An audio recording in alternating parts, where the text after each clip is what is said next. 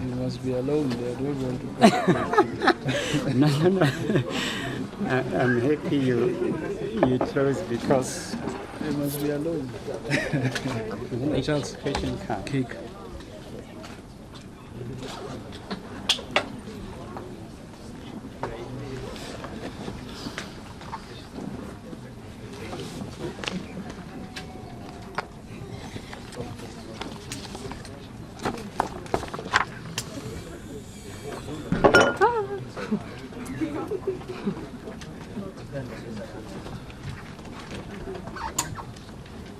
You couldn't say this. Should I start? Yeah, let's start. Start. You start. Who's going? Hey, how are you? You must come close. No, but we want him to be the only one.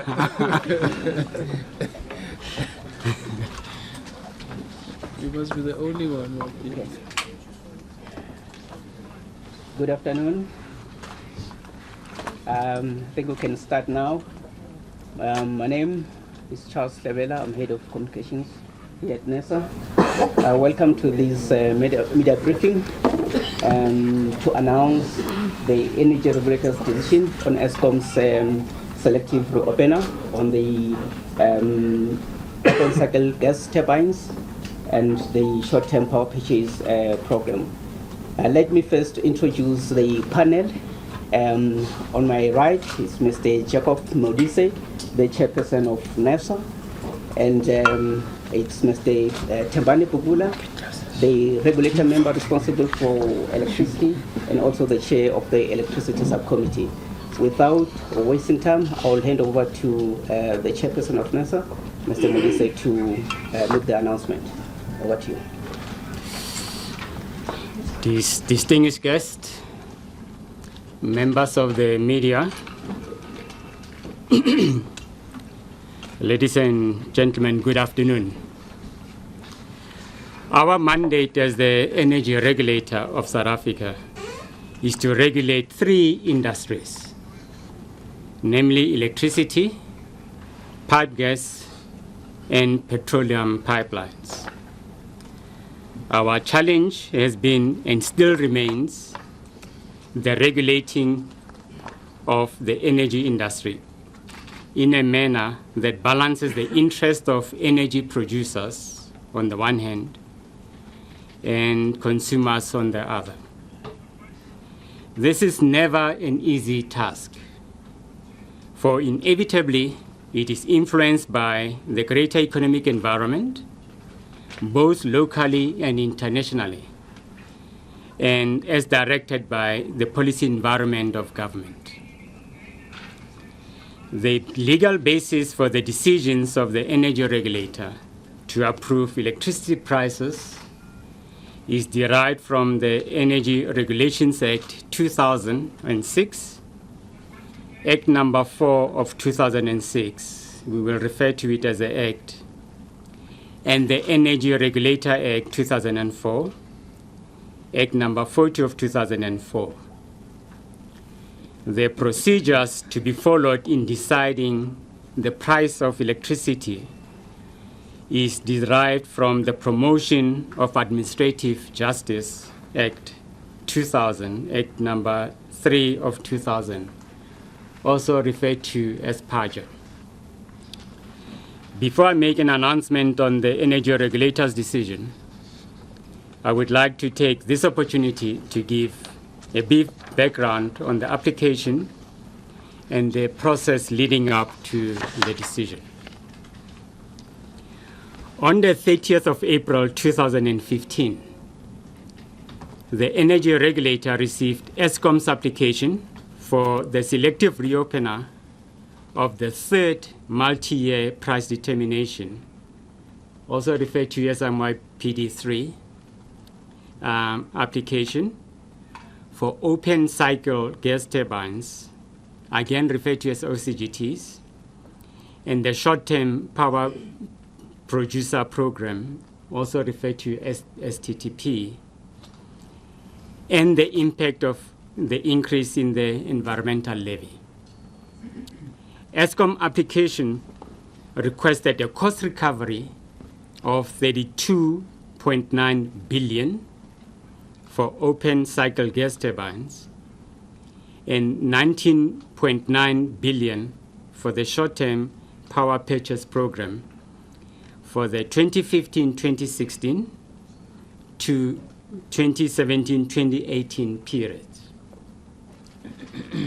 According to Eskom's application, the selective reopener would have resulted in a total price increase of 25.3% for 2015-16. This would consist of the 12.69% already approved by the energy regulator, the 10.1% selective reopener for the OCGTs, and the 2.5% change resulting out of the environmental levy of 2 cents per kilowatt hour. Eskom's reason for the selective reopener were as follows.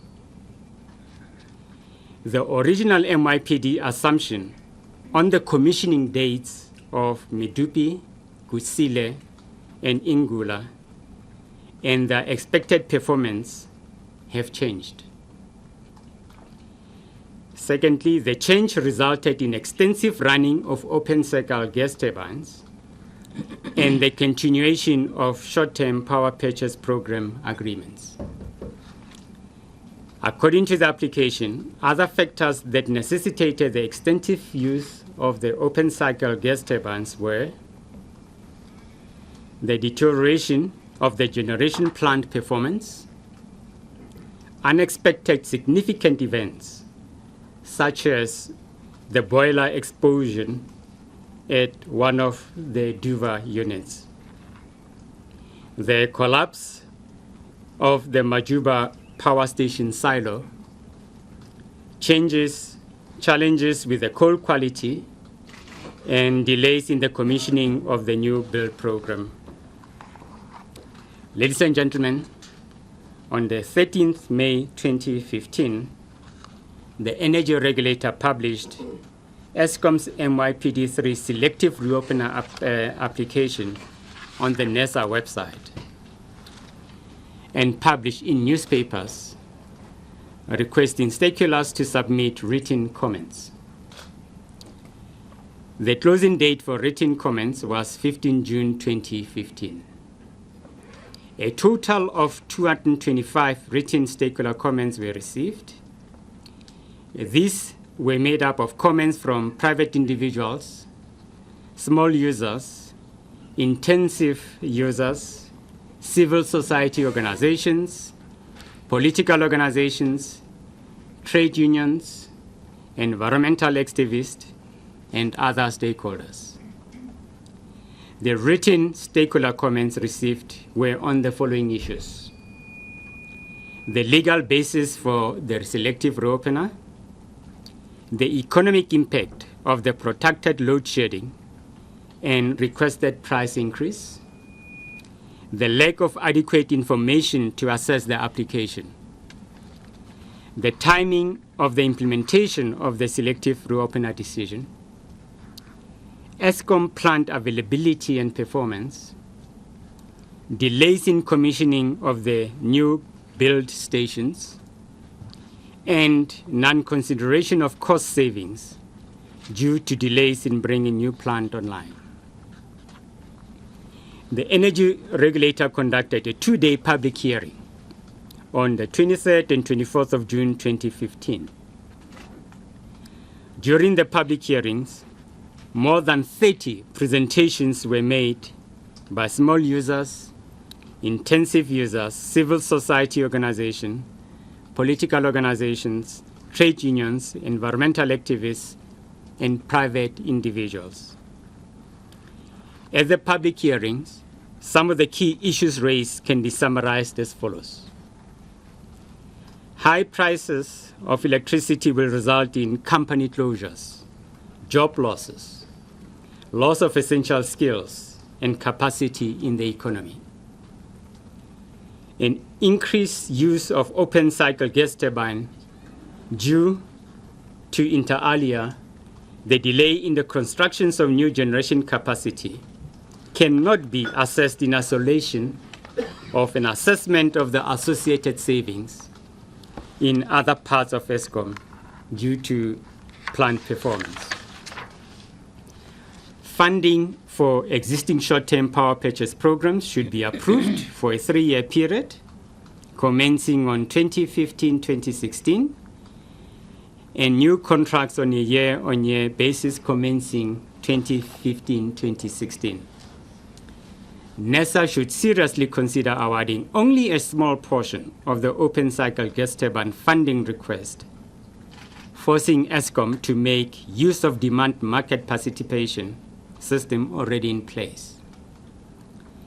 Experience indicated that Eskom does not make sufficient use of demand-side market participation during winter high season period.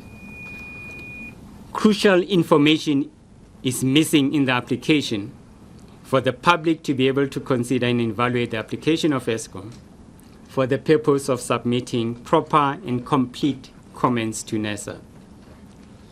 Eskom application does not comply with the requirements of the Municipal Finance Management Act and Municipal Systems Act, in that less than 30 days was given to National Treasury and SALGA for comments. Eskom has been granted tariff increases in excess of inflation since 2008. The country therefore needs an electricity price path that will ensure that Eskom and the industry remain financially viable and sustainable, but remains affordable. The short-term power purchase program procurement process is not open, fair, transparent, and cost-effective. Eskom application is silent on the price paid per kilowatt hour for each of the short-term power purchase program contracts. The environmental cost of Eskom generation far exceeds the environmental levy. The environmental levy should be a financial incentive for change within Eskom's generation mix. Eskom should be presenting a plan on how it will seek to reduce its exposure to the environmental levy and future carbon tax as part of a responsible and sustainable plan. As indicated earlier, one of the important mandates of the energy regulator is to regulate the electricity industry. This includes Eskom, municipal distributors, and other licensees in terms of the Electricity Regulation Act. In terms of approving standard average prices for Eskom, the energy regulator uses the multi-year price determination mechanism. The outcome of the energy regulator analysis demonstrates the following. Some of the commissioning dates provided in the MYPD 3 application have lapsed.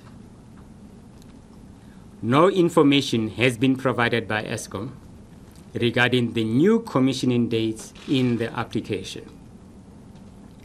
As a result, the energy regulator is unable to assess the required usage and financial impact of the open cycle gas turbines. The impact of the above mentioned changes cannot be considered in isolation of other factors, such as savings associated with the operations and or the delay of the commissioning of Medupi, Kusile, and Ungula.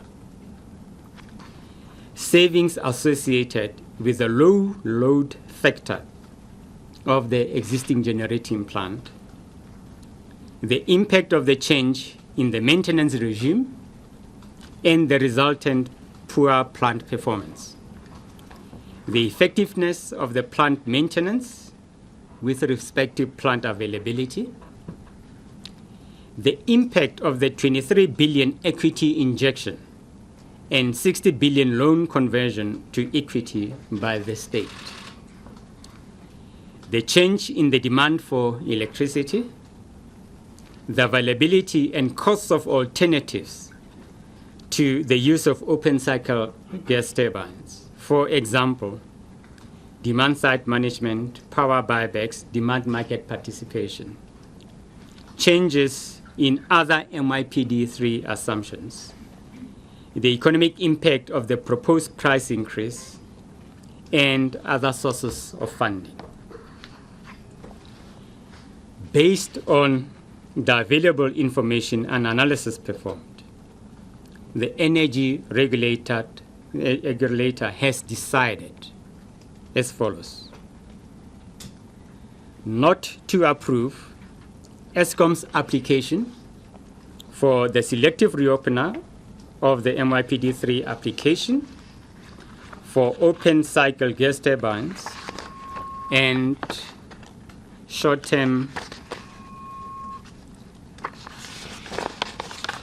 power purchase programs, and the impact of the increase in the environmental levy received on the 30th of April 2015.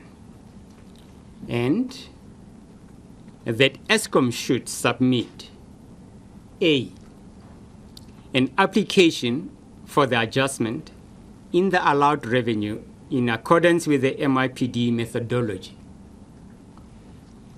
Alternatively, a new application for the period 1 April 2016 to 31 March 2019 with indicative projections for the period 1 April 2019 to 31 March 2021. The energy regulator did not consider the proposed increase to the environmental levy as it was not gazetted, and Eskom withdrew the application of the environmental levy during the public hearings. Other factors considered in the decisions were the following. The MYPD methodology does not provide for the selective reopener, but allows for the regulatory clearing account to be used. The energy regulator is enjoined, when making a decision, to be consistent with the Constitution of the Republic of South Africa, 1996, and all applicable laws. The application did not provide the mechanism on how the proposed increase, if granted, can be implemented in the current financial year in a manner that is consistent with the requirements of the Municipal Finance Management Act 2003, Act number 56 of 2003, also referred to as the MFMA. Furthermore, any mid-year or additional price increases to the bulk price increase for the 2015-16 financial year cannot be considered as Section 28.6 of the MFMA, Municipal Finance Management Act, prescribes that a municipal tax or tariffs may not be increased during a financial year, i.e. after 1 July 2015. The application does not align with the credible long-term planning and certainty that MYPD seeks to achieve. Indeed, it works against such. Based on the urgency of the application, the consultation process was in line with PAJA. We would therefore like to thank all stakeholders for their participation in the energy regulator's decision-making process. Thank you very much. Thank you, Mr. Nandise, the chairperson of NERSA, for the announcement.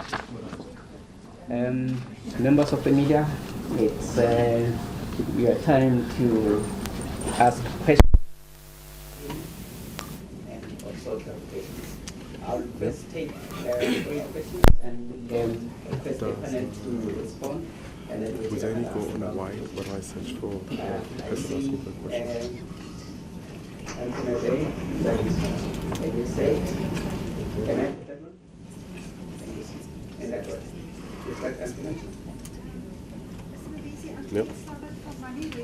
Just two questions. When NERSA received this application, clearly you would have seen the deficiencies as all the other stakeholders said.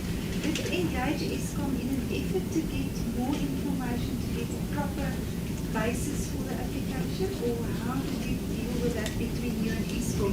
And then the other question is, was there any indication to NERSA that should it proceed to approve some increase on the basis of this application, that there would have been or could have been a legal challenge? Okay. Jan de Lange from Media 24 from Beeld. Can you tell us what the NERSA's view was on some of the objections that Eskom hasn't disclosed its savings? Would it have to disclose these savings in full in a future application? Can you secondly tell us what your view is on Eskom's pronouncements that the refusal of this application will lead to more load shedding? And in that sense, can you give us an idea of what you thought of NERSA's presentation, who said increase load shedding, but plan it better and keep the tariffs where it is? I think Jan has kind of asked one of the questions that he's asked, but the second one is, there's somebody who made it clear during the presentation that it's either the increase or the economic life way. So where does that leave us? So where does it leave us? Should we take the... Oh. I can just take Chris and then we'll... If I may follow up on the question just made, what do you make of Eskom's threat that failure to grant it a 12.61% increase results in dramatically increased levels of load shedding in South Africa?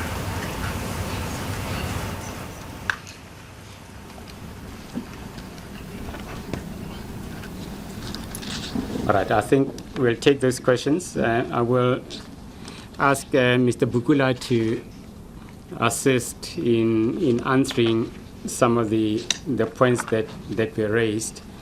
And perhaps, let me perhaps just start off by saying this, that as NERSA, we make technical decisions when we make decisions on tariff increases. That means that we follow our published methodologies, and all the decisions are made in line with those methodologies. And that would include the provision of information, interactions that we may or may not have with the licensees, and matters of that nature. But as it relates to the specific issue of whether we consulted Eskom on some information that's provided, I'll let Mr. Bukula answer that. Okay. Thank you. When we received the application from Eskom, we looked at what the application was saying, and we did request that the application should provide information that would be in line with what is required in our MYPD methodology and in line with what is required by our Electricity Regulation Act, where we would be able to assess that the licensee, in whatever costs that it incurs, provided they're efficient, they get a return that is reasonable and recover all of those costs. But I think the application was clear from Eskom that it is only dealing with the selective reopener. And I think even during the public hearings, you may have had Eskom indicating that they still intend to submit an application that would have all of the elements that we wanted to look at, or we should look at when we assess an application. Okay. And perhaps on the second issue of whether we were concerned about legal challenges, as I said with my opening remarks, we conduct activities in accordance with our rules, our published methodologies, and within all the applicable legislations, whether it's PAJA, which is a promotion of access to information, and or the Energy Regulator Act. And so we are satisfied that as long as we follow those legislation and rules, that we shouldn't be challenged. Clearly, there will always be either licensees or individuals that may be unhappy with our decisions. However, as I said, we only make technical decisions in accordance with the laws. So we did not specifically consider whether we could be challenged legally or otherwise, because we just followed the rules. Now, the question relating to the savings, Mr. Bukula.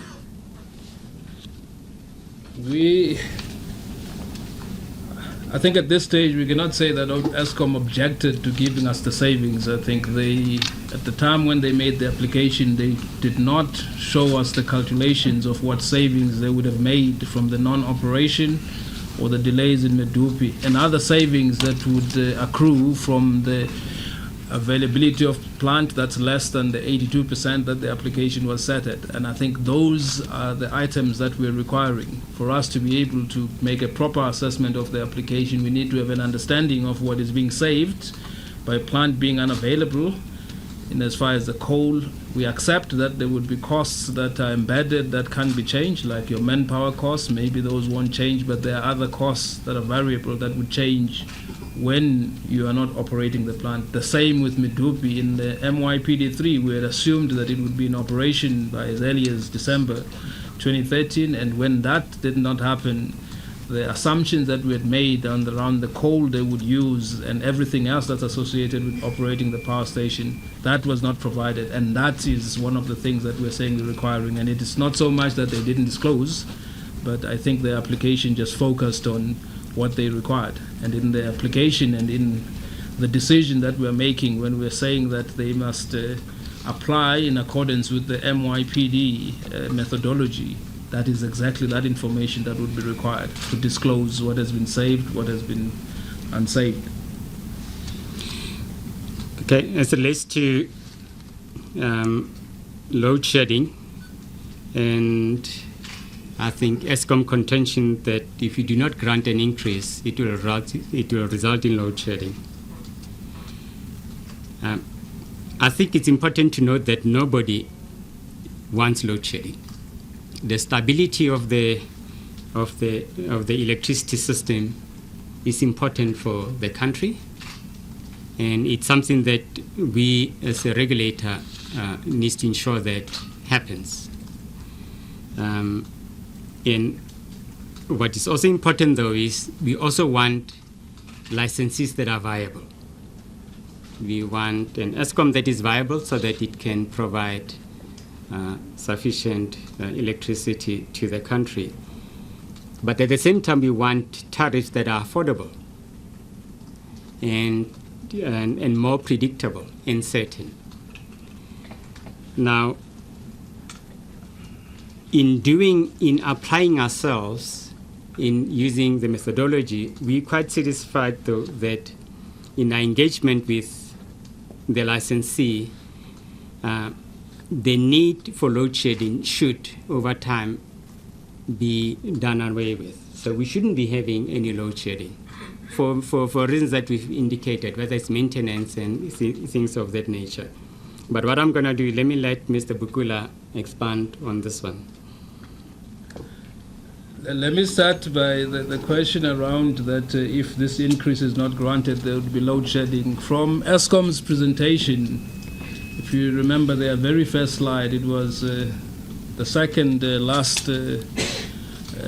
bullet that said that they want this increase in advance, but if they can't get it in advance, they can get it via the RCA. So from where we sit, we didn't get the impression that it's either this increase or load shedding. It may have been created during the process that would be the case. But one of the reasons why we have not been able to say that it's load shedding or not, we have not been able to assess whether, if I may start with Eskom's performance of its generation plant, whether it's supposed to be performing at that level, whether the amount of maintenance that's being conducted, there's sufficient resources to deal with that, and whether it should be conducted in that way. And if you would reduce the amount of maintenance that you are performing on the plant, I'm not saying postpone forever, but reduce, we can argue that then we would not have load shedding. So that's the first one. The second one is there are other options of demand-side management and demand market participation. From the application, we could not really assess whether those would reduce the impact of load shedding. So load shedding is not an isolated incident that we should look at. We should look at the total system, that if we have a properly planned generation maintenance schedule that ensures that only the plant that would not result in load shedding is taken out and maintained, then we wouldn't talk about load shedding. But we also have to look at, if we look at the other demand-side market or demand-side management levers that can be employed if they have been employed to the fullest. And thirdly, there are other sources of funding that we also need to look at before we jump and say that it's only load shedding. From the application that we have and from what we understand, we're not at that stage where we're saying there's a choice between load shedding and increased prices. Now, on the question of where does this leave Eskom, let's just be clear that the regulator has not closed the door to Eskom. And just to be clear, in the decision that we have taken, and I'd like to repeat it again, what we've said is we've let the door open for Eskom to submit an application in accordance with the MIPD methodology. So Eskom is still free to come and submit an application that provides all the information that will allow us to make a decision. But what we've also said as an alternative, and given that Eskom has indicated that a lot of the assumptions that went into the MIPD 3 applications had changed significantly, such as Medupi and Kusile being delayed, and that in fact, as an alternative, they can come and do a completely new application. So Eskom can come and make a completely new application. Could call it MIPD4, whatever we'd like to call it, where they give all the details and projections all the way up to 2021, given the new circumstances. So the door is not closed for Eskom. So they've got those two options to come back to us as a regulator. Do you want to add anything to that? No, it's fine.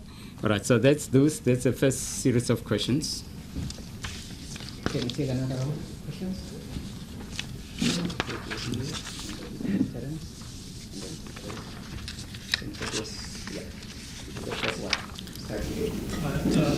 Paul Burkhardt from Bloomberg News. Could you just maybe give a timeline of how quickly Eskom could submit another application and how soon that could be processed?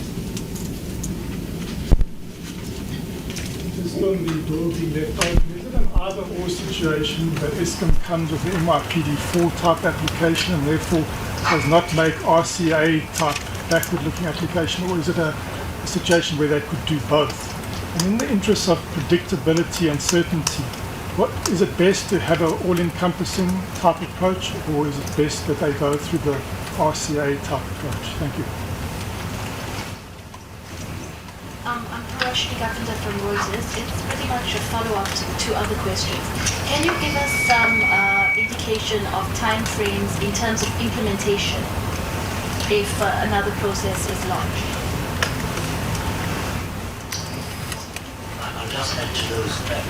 Tina Jumaat-Peterson has tabled a bill in Parliament that allows Eskom or licensees to appeal their decisions. What do you make of that? Does that perhaps threaten your ability to regulate the industry?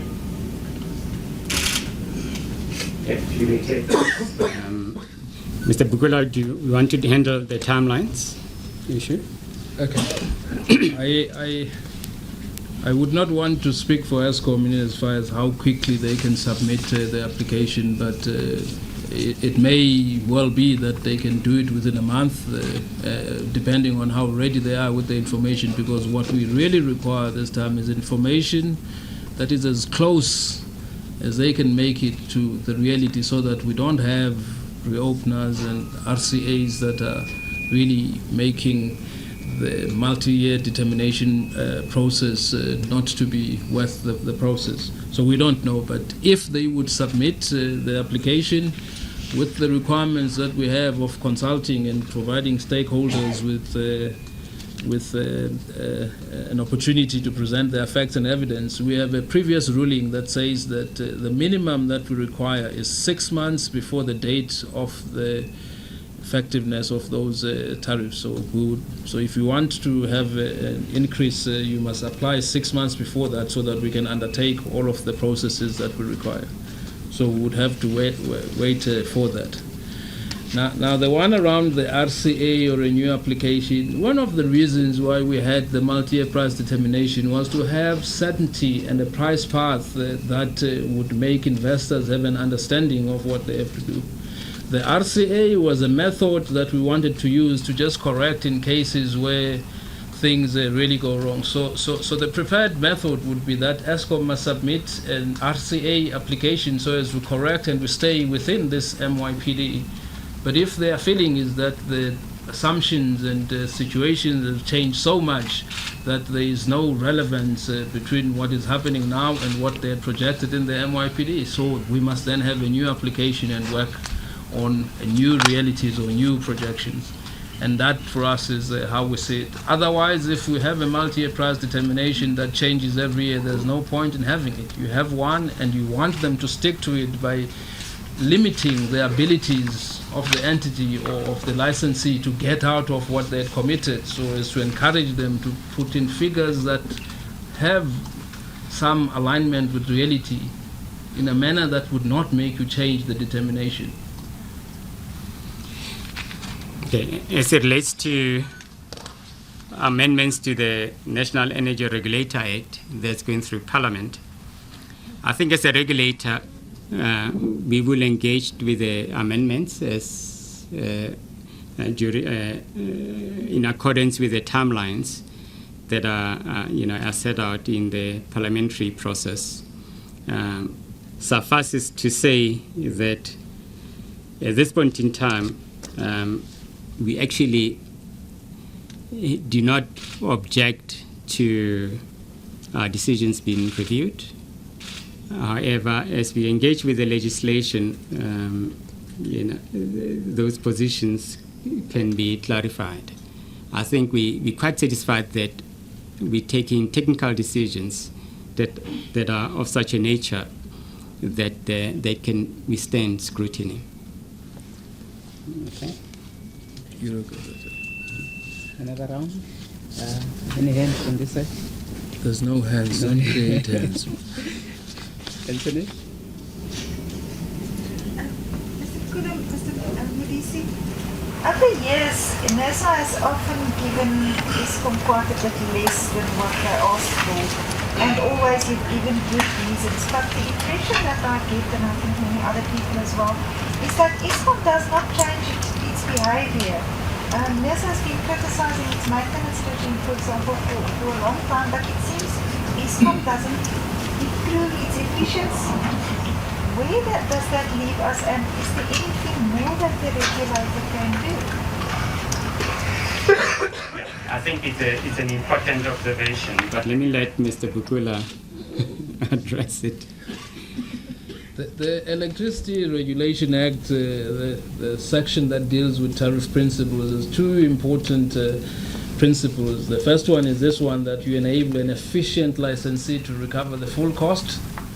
So there's a part where the regulator has to exercise its discretion around whether you're efficient or not before it makes you recover those costs and even give you one. The second part of that is the one that says that you need to provide incentives and penalties, of course, that would drive the behavior that you require. And those are the avenues that we are going to have to look at to ensure that the behavior that, the Section 8 of the Act also allows us to set performance targets and others, and those were set. So when you don't meet those performance targets, we then have to use the other levers that are there to ensure that there's alignment between what has been approved and set for you and your performance and incentives as well. So now just follow up, have you used that SAP or have you not used the penalties and incentives apart from the tariff sequence? There are other incentives that we use for Eskom, for instance, in the transmission division, the system minutes that they lose and the number of faults that there is one of the incentives that we have. And yes, in generation, we are working towards having those incentives that we are going to use in that. But also the process of implementing whatever corrective action that's required is not a straightforward process that you can say today that they must do this. The Section 19 of our Electricity Regulation Act has a process where we must first sit as a tribunal, then give them an opportunity to correct, and if they don't correct, we can only then fine them 2 million rand, maximum 2 million rand a day for the days that they don't correct that. So it's a process that we are undertaking, and we have given indications of the sort of behavior and performance that we're expecting, and we are now undertaking that process. So that's a new phase sort of in the Yes. regulators' relationship with this. Yes. Can we take the last round of questions if there were any? Yeah, it seems like questions. I think Tariff. Yeah, so the risk of being the most unpopular person in this room, but is there, in the interest of certainty and predictability, do you have any regrets as the regulator looking back at when Eskom came with a 16% application with assumptions that justified 16%, that you decided to deliver half that?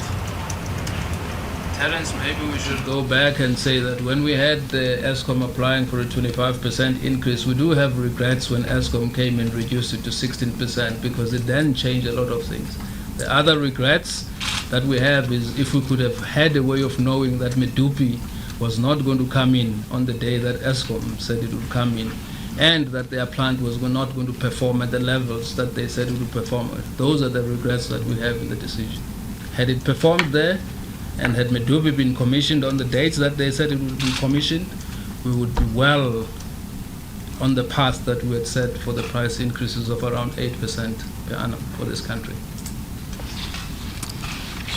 Thank you. I think this brings us to the end of this media briefing. Thanks again once more for coming. The media statement and the remarks by the chairperson will be distributed. Colleagues that have requested one-on-one interviews, they should just touch base with Dash to show you where the interviews will be taking place. Thank you. And now the